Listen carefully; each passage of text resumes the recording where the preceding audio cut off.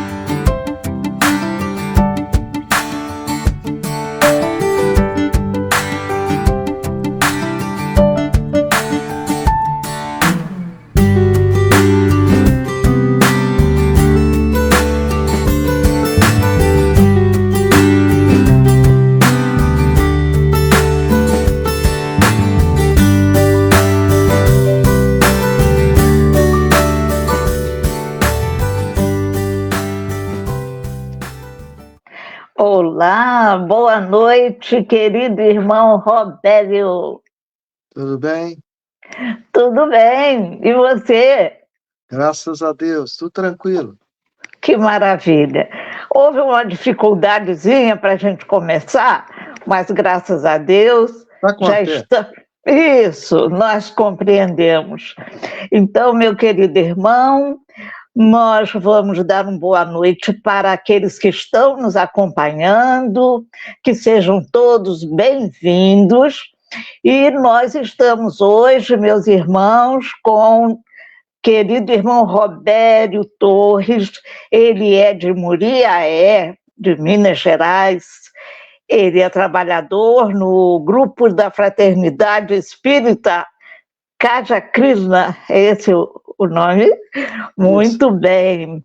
E nós estamos muito felizes porque ele também está nos auxiliando aqui nesse mês de aniversário, comemorando conosco 18 anos do Zil da Gama. Então, para nós é uma alegria redobrada a sua presença. Nós que agradecemos. Então, nós convidamos a todos os nossos irmãos para a nossa prece inicial. Senhor Jesus e Deus nosso Pai, agradecemos, Senhor, unidos no mesmo ideal, agradecemos a oportunidade de aprender um pouco mais sobre a doutrina espírita e pedimos, então, o auxílio para inspirar nosso irmão Robério, que vai trazer o seu trabalho e que para nós estejamos atentos para que possamos compreender e praticar esses ensinamentos valiosos na nossa vida, que nos prepara e que nos reforça essa caminhada para chegar à perfeição. Obrigado, esses espíritos bondosos e nossa mentora Zilda Gama.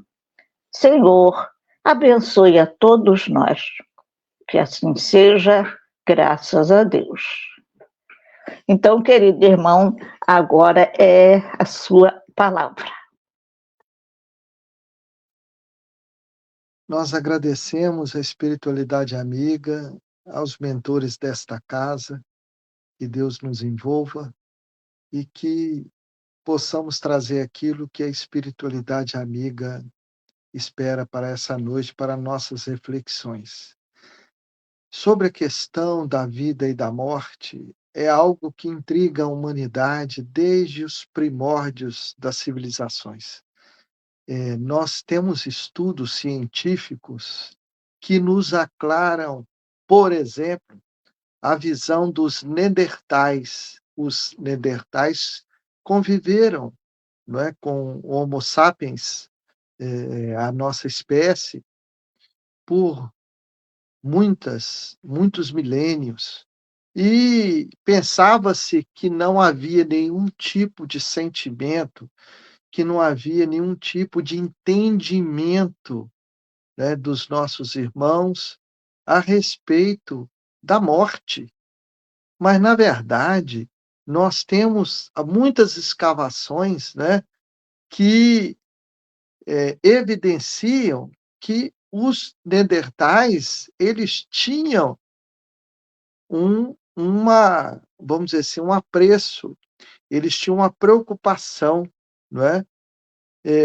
Com o processo da morte, eles esperavam alguma coisa. E, por exemplo, na França, em 1908, né, foi encontrado o esqueleto de um idoso de 60.000 anos atrás, e esse idoso, ele estava numa cova, mas daí nada indicando, mas só que eles descobriram que essa cova ela foi escavada. Então quem o colocou ali teve cuidado com o seu corpo, né? Foi uma ela foi cavada artificialmente, né, dentro de uma caverna.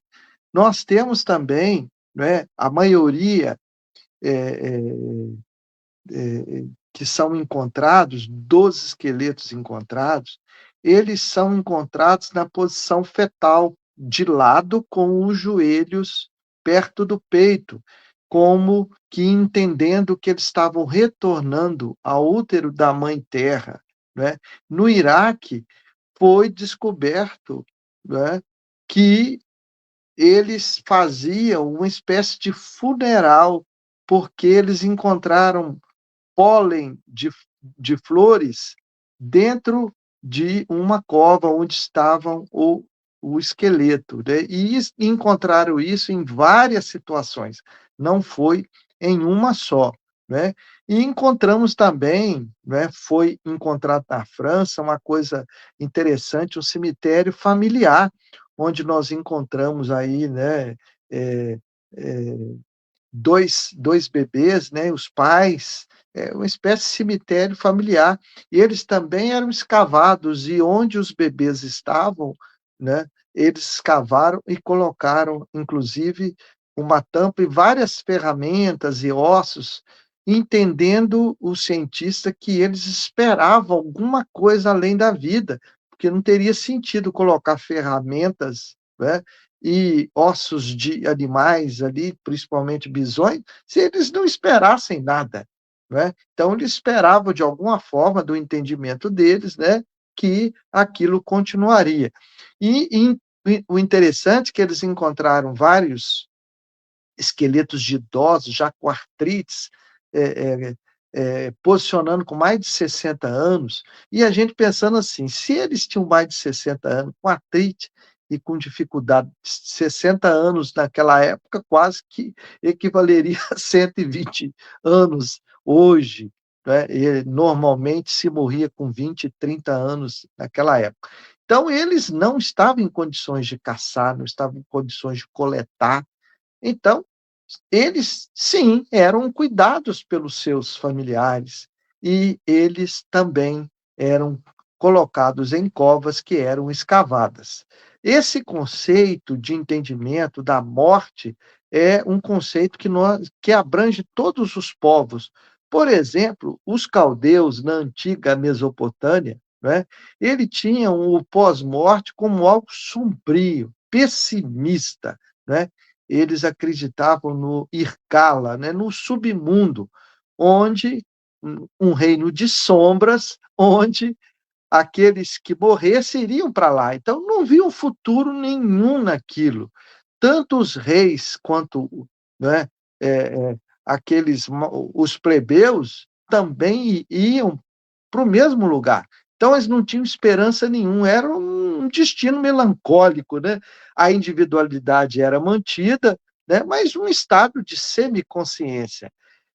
Com Zoroastro, né, surgindo o zoroatrismo na Pérsia antiga, não é? A visão das primeiras transições aí para um conceito de julgamento moral e dualismo, né? Do bem e do mal. Até então, não se pensava nisso. Morreu, vai para o submundo e seja bom, seja ruim, nada valia. Com o Zoroastro já mudou o entendimento, né? Os persas entendiam o destino após a morte, a alma cruzava, né, uma ponte, Shinvá, né?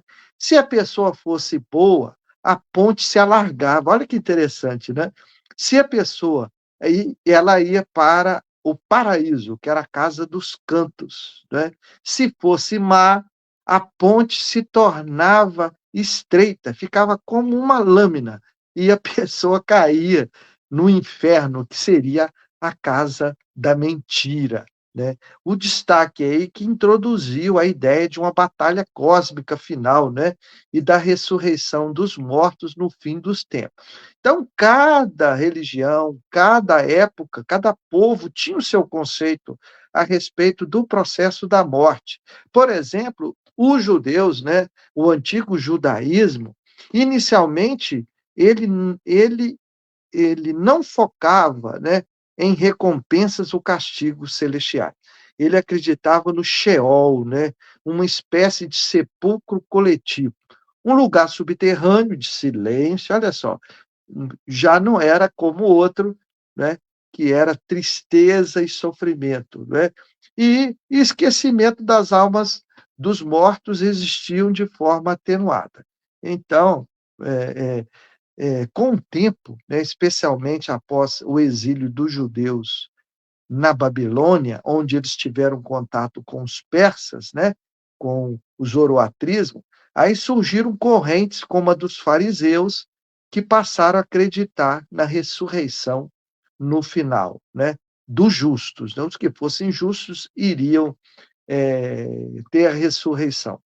No hinduísmo, que primeiramente, né, era o brahmanismo, né, a visão da morte e da vida elas são cíclicas, né, regidas pelas leis do karma, que eles acreditavam que seria uma lei de causa e efeito, vamos dizer assim, e do samsara, né, o ciclo de reencarnações. Então, eles instauraram a crença na reencarnação, não é? Eles já entendiam que a alma, né, que eles chamavam de Atman, né, que seria a alma divina, ele habitava novos corpos para evoluir. Então, um conceito bem mais avançado para a época, né? O objetivo final era romper o ciclo de reencarnações e atingir o moksha, né, que seria a libertação e fusão com o absoluto Brahman. E temos também o budismo, por exemplo, que tem uma semelhança com o hinduísmo que nós acabamos de ver, né, no que diz respeito ao conceito de renascimento, samsara. No budismo também existe o conceito de renascimento. A pessoa morre, ela vai reencarnar, não é, para, vamos dizer assim, melhorar a sua situação. Ele foca em uma alma eterna, fixa, né? Que é o anatta, né? Mas sim em um fluxo de consciência, carregando o karma. Então já tem um conceito diferente que ele não fixa, né? Ele não foca numa alma eterna, acreditando que o que renasce são as tendências mentais e o aprendizado acumulado. Então, a individualidade fica prejudicada nessa situação. Então, o objetivo seria extinguir os desejos e o apego, né, para alcançar o nirvana, é o estado de paz absoluta e cessação do sofrimento. E aí veio Jesus, né? Jesus veio instaurar uma nova visão a respeito da morte, né? A respeito da vida. E do cristianismo nós tivemos algumas ramificações, como, por exemplo, o catolicismo, né? No catolicismo existe uma vida só. É uma prova única, né? Então, após a morte, existe o juízo. E aí, nós temos 3 opções dentro do catolicismo. Ou vai para o céu, né, para aqueles que morrem na graça de Deus, estão puros, né? O inferno, que seria uma condenação eterna, eterna, é um grande problema, né, para os que morrem em pecado mortal e rejeitam a Deus. Então, olha só, vai para o céu aquele que está na graça de Deus, vai para o inferno quem cometeu um pecado mortal, né? E rejeitam a Deus, não acreditam em Deus, e existia uma zona intermediária, que é o purgatório, né? É um estado temporário de purificação, né? Aí por meio de sofrimento para os que vão ao céu, mas ainda têm dívidas ou imperfeições a expiar. Então, quem ainda tem dívida, quem tem imperfeições, iria para o chamado purgatório, né? O destaque é que crê na ressurreição da carne, no juízo final, né? Que é algo que o espírito retornar ao corpo, um corpo que já foi, né? Já perdeu todo o seu processo, né? Com o ataque dos micro-organismos, fica muito difícil de se entender desse jeito. Não se sustenta, porque os corpos, né, nós quando reencarnamos, os animais quando vivem, né, no corpo físico, nós nos utilizamos dos mecanismos normais, são os elementos químicos que compõem o nosso corpo físico, mais a água, tudo isso, né? Então, nós nos utilizamos desses elementos e quando nós morremos, o nosso corpo retorna à terra. E esses elementos são utilizados pelas plantas, pelos animais e vão compor outros corpos, né? Como que vai voltar a um corpo, né? Porque vai ter muitos elementos químicos que foram utilizados por vários corpos em todos esses milhões de anos, né? Em todos esses milhares e centenas de reencarnações. Então, não se sustenta essa tese. No protestantismo, que surgiu também dentro do cristianismo, né? Eles entendem a salvação única pela fé, né? Baseada também em uma só existência. Ele rejeita o purgatório, né? Porque eles não encontraram isso na Bíblia, não encontraram algo que pudesse dar sustentação a isso. Então a alma vai direto para o céu, né? Que seria o paraíso, ou para o inferno, que seria uma condenação, né? E tem algumas denominações protestantes, né? Que creem que a alma dorme até o juízo final, enquanto outros creem na ida imediata. E aí, depois disso tudo, Jesus disse para nós que não nos deixaria órfãos e nos enviaria o Consolador prometido. E esse Consolador foi trazido para nós através do trabalho incansável de Hippolyte Léon Denisard Rivail, utilizou o codinome, né, o pseudônimo de Allan Kardec, é, sabendo que foi uma das reencarnações, né, que ele teve no século I antes de Cristo. Então, ele foi um sacerdote druida. E o Espiritismo nos traz a questão da imortalidade da alma e da individualidade. Deus nos criou como espíritos simples e ignorantes, não é? E nós temos de chegar à perfeição. Para chegar à perfeição, nós necessitamos de quantas reencarnações forem necessárias para isso acontecer. Aproveitando essas encarnações, nós crescemos em espírito e verdade, né? E na reencarnação, nós nos ligamos ao corpo físico. E cada encarnação é um corpo físico que nos é emprestado por Deus com a colaboração dos nossos pais. Então, o espírito, após a morte, ele sobrevive, ele mantém as suas memórias, sua identidade, suas virtudes e seus defeitos. E na reencarnação, ele temporariamente tem o esquecimento do passado para que isso não lhe embote o crescimento espiritual, porque ele vai estar normalmente com aqueles que já esteve em outras encarnações. E o nosso passado, a gente deve entender, né? Se hoje nós temos tantas dificuldades, tantos vícios, tantos desequilíbrios, olha só, nós também, com certeza, né, estivemos piores em outras encarnações. Já fizemos aquilo que não gostaríamos de ter feito, mas fizemos, né? Nós construímos ódios, desavenças, muita coisa errada. Então, a lembrança literal disso poderia também dificultar a nossa convivência com aqueles que estão ao nosso lado. E nós temos um corpo espiritual chamado perispírito. Então, quando nós estamos encarnados, nós somos espíritos, temos o nosso corpo espiritual ligado ao corpo físico, como esse que aqui está, que nós estamos utilizando nessa encarnação. Quando existe o processo da morte, né, e aí nós temos, né, o desligamento do perispírito em relação ao corpo físico, não é?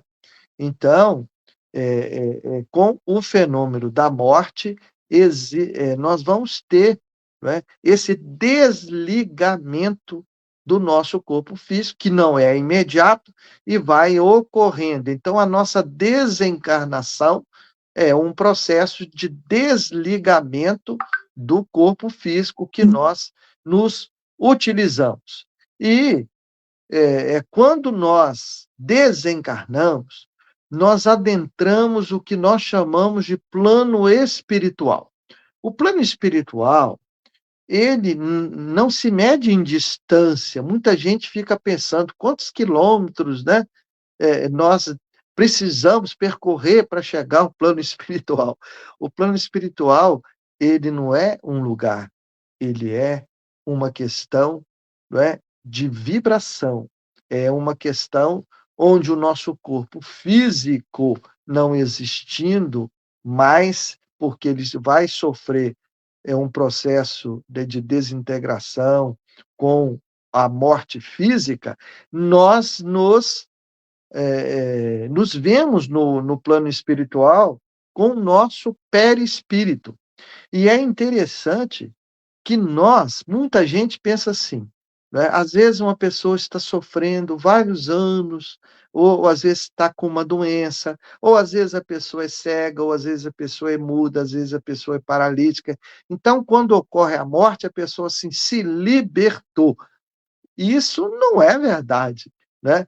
Porque a libertação em relação às dificuldades, aos sofrimentos, ela ocorre com o nosso processo de evolução moral, com o nosso processo de aprendizado, de busca, de conquista das virtudes, o entendimento que nós temos em relação à vida, como é o nosso procedimento.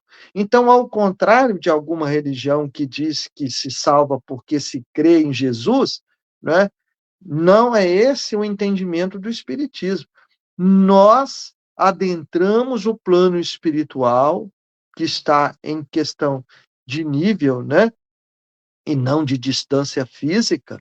Nós adentramos o plano espiritual com a nossa mala conquistada nas nossas reencarnações, somando-se com a última experiência física, não é? É questão de vibração, de sintonia.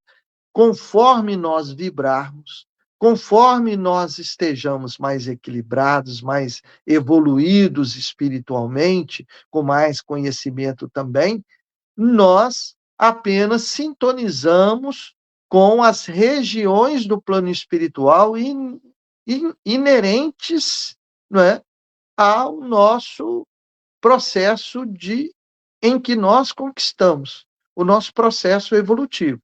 Então, a nossa vibração vai dizer para onde nós nos encontraremos no plano espiritual. Nós temos aí, no plano espiritual, também regiões, né? Regiões de sofrimento e regiões de mais trabalho e alegria, não é? A doutrina espírita nos informa que céu e inferno é uma questão íntima, né? Está dentro de nós. Então, se nós vivemos o processo de fraternidade, de amor, de caridade, né? Nós nos encontramos já num processo celestial.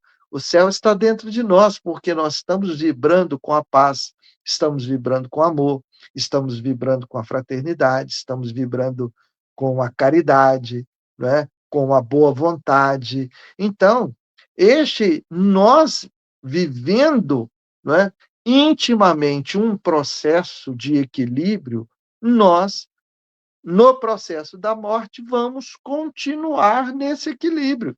E isso vai nos situar em regiões de mais claridade, em regiões de trabalho-amor, em regiões de mais equilíbrio, de maior beleza, não física, mas o retrato de uma beleza que está dentro de nós. Então, é a questão da sintonia.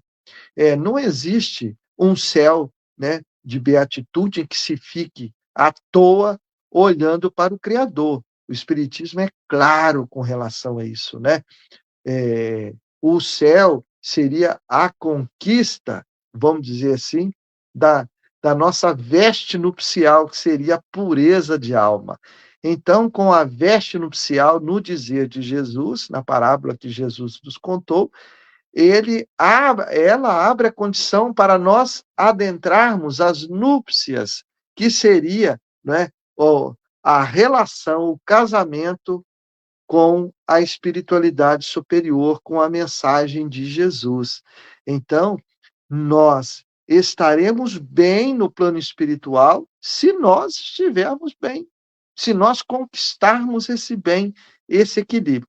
E estaremos, por outro lado, em dificuldades, em dores, em regiões de sofrimento, se nós cultivarmos, né, os vícios, as dificuldades de relacionamento, se nós vivenciarmos o ódio, vivenciarmos a exploração, todas essas viciações que nós temos aí.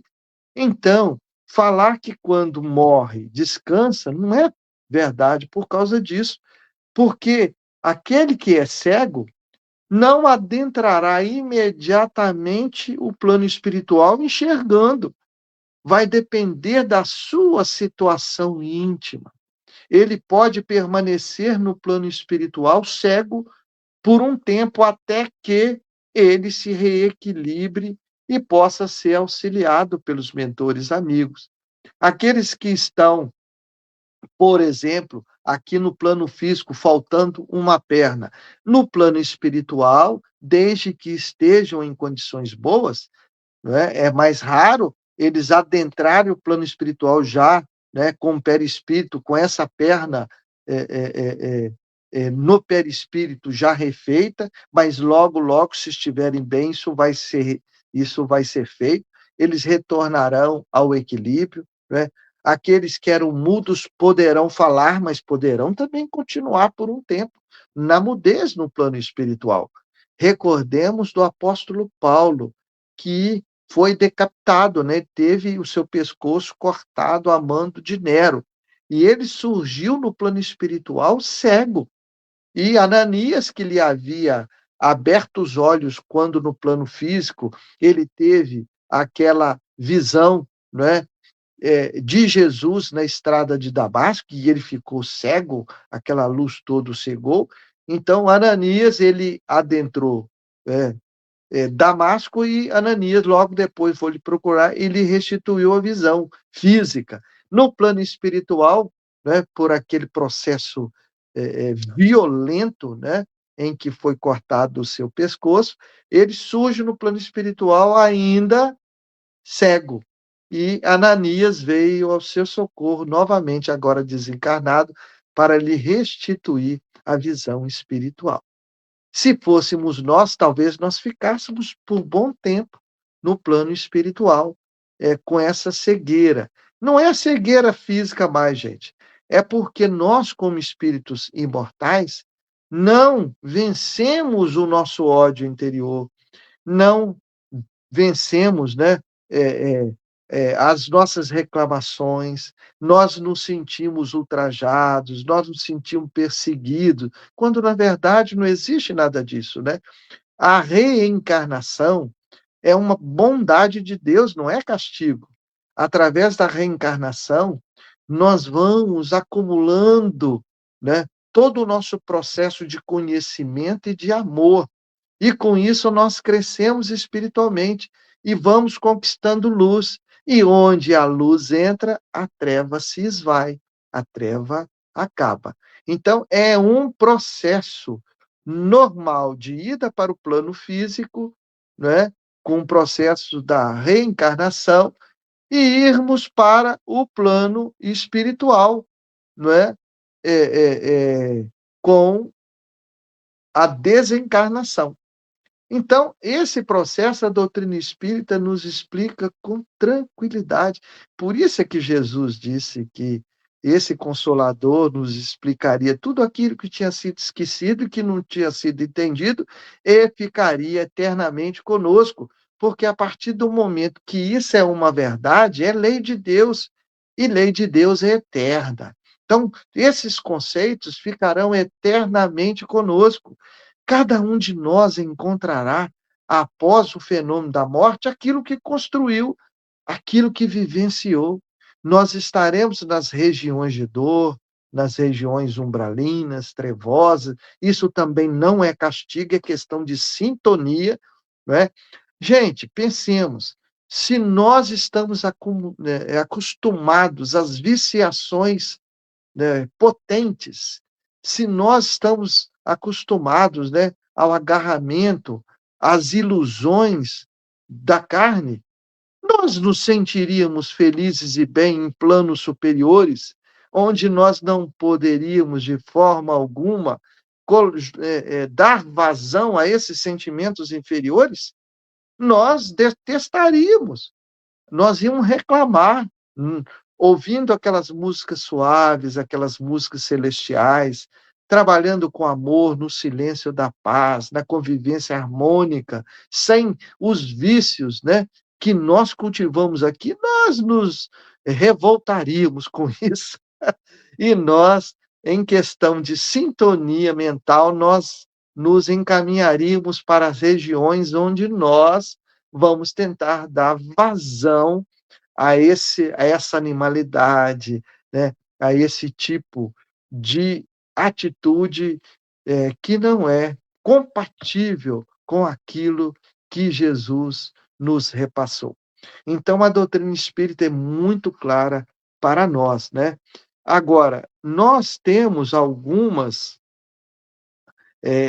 sintonias, principalmente com algumas religiões orientais, no sentido da reencarnação. Agora, com relação ao hinduísmo, né, porque era o antigo brahmanismo, nós temos algo que não é comum, não é? Por exemplo, lá nós temos a ideia da metempsicose, que seria a possibilidade da alma retornar como um animal, como punição por atitudes e viciações impensadas.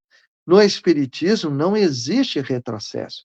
Então, o Espiritismo não aceita, né, a questão, né, da metempsicose. Nós não retrocedemos, né? E no brahmanismo, quando se atinge, né, moksha, né, que seria assim, a gota d'água, né, a alma, ela se funde com o oceano, Brahma. Então, ela perde a sua individualidade no sentido nato. E o Espiritismo, não. Nós somos espíritos criados por Deus, simples e ignorantes, imortais. Nós, uma vez criados, não morremos mais. E o nosso processo é sempre avante, sempre à frente, progressivo. cada oportunidade no corpo físico é uma bênção de Deus para crescermos espiritualmente. E no plano espiritual também nós podemos, né, aquilatar conhecimentos, ganhar experiências, trabalhar. Então, aquele que acha que vai morrer e vai ter uma aposentadoria imortal, não espere isso. O trabalho é lei de Deus, né? Os espíritos puros, né, que nós um dia chegaremos lá também, eles são os embaixadores de Deus. Os espíritos puros sabem, não é, o que Deus quer, porque estão em sintonia.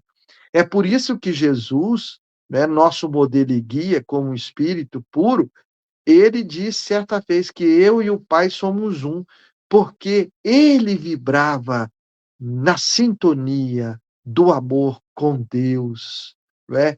Então ele sabia o que Deus queria e ele era responsável, foi responsável e ainda é por nos repassarmos, né? Repassar para os bons espíritos e esses bons espíritos repassam para nós, né? Essa vontade de Deus, e é por isso que todos nós estamos unidos numa grande família universal. Então, a morte não requer nenhum tipo de tristeza, não é? De reclamação. Tá certo que nós convivendo aqui 10 anos, 20 anos, 30 anos, 50 anos, 60 anos com uma pessoa, no seu processo de, né, de desencarnação, a gente não vai ter, não é, pelos nossos sentidos físicos, a presença da pessoa. E isso, né, nos traz um certo saudosismo, mas isso não tem a ver com reclamação, não é? Não tem a ver com revolta, porque os nossos irmãos que já se foram estão vivos no plano dos espíritos. Os nossos pais, às vezes nossos irmãos, nossa esposa, nosso esposo, nossos filhos, não é? Eles estão vivos, porque a morte não existe. A vida é uma só.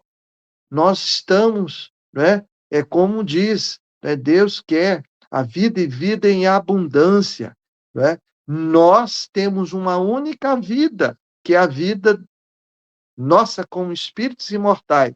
Agora, nós temos inúmeras reencarnações. Esse espírito vai evoluindo, granjeando conhecimento, granjeando experiência, granjeando amor por seu próprio esforço, porque nós temos a liberdade de escolher e nós somos responsáveis por aquilo que nós escolhemos para nós. Então, se nós queremos ter após o fenômeno da morte, uma continuidade de vida equilibrada, que nos equilibremos desde já. Não é? É a construção da nossa mala espiritual. Né? Jesus também chamando de veste nupcial. Somente com a veste nupcial, com a alma pura, nós adentraremos as regiões de luz, porque se ainda houver mácula em nós, mancha em nós, nós não teremos acesso àquelas regiões mais puras. Nós vamos para aqueles locais que são compatíveis com o nosso nível evolutivo, com o nosso processo vibratório. Então, se nós estamos querendo ter um processo após a morte de tranquilidade, de paz. Tranquilidade não é de sentir de ficar à toa, não. Tranquilidade é de ter a alma tranquila, é de ter a alma em paz, porque cumpriu aquilo que nos competiu cumprir. Que nós possamos fazer aqui aquilo que nos comprometemos a fazer no bem, que nós possamos vencer, não é? Os nossos vícios, os nossos desregramentos, os nossos desequilíbrios. Nós sabemos que não vamos conseguir isso tudo de uma vez, mas a gente tem que começar hoje. Se não começamos ontem, e hoje não deu tempo, vamos começar amanhã, mas podemos ainda começar a nossa transformação agora, neste momento, para que nós possamos ser luz para os outros, para que possamos ser entendimento para outros.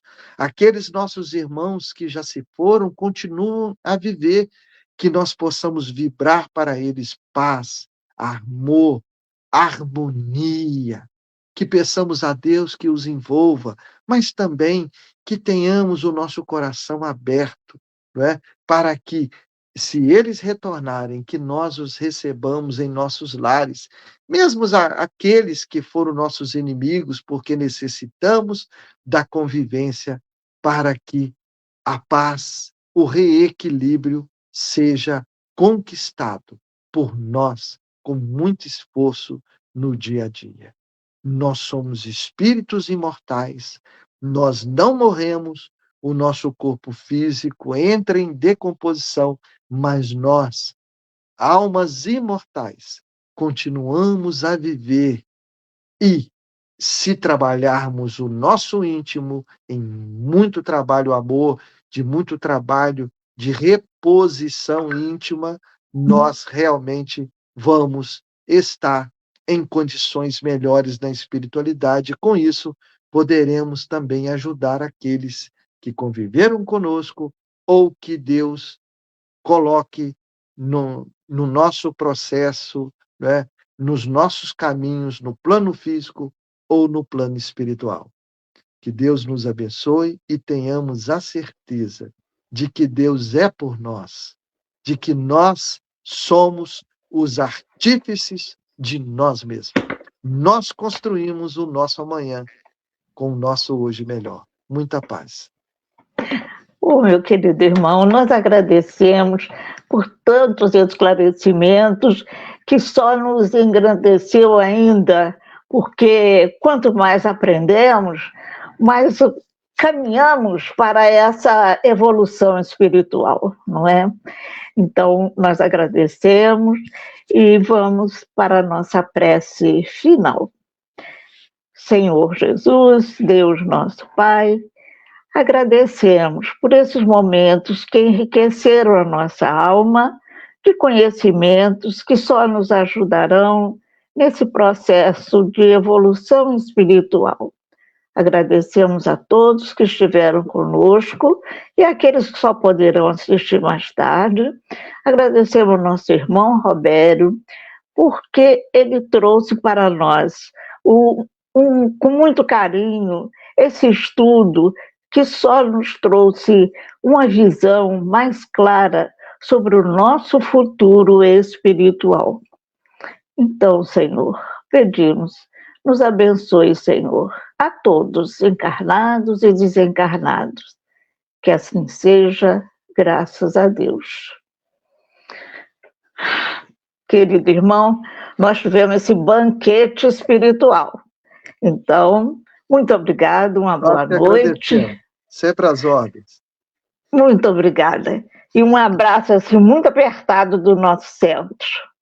Para vocês todos também. Muito obrigada.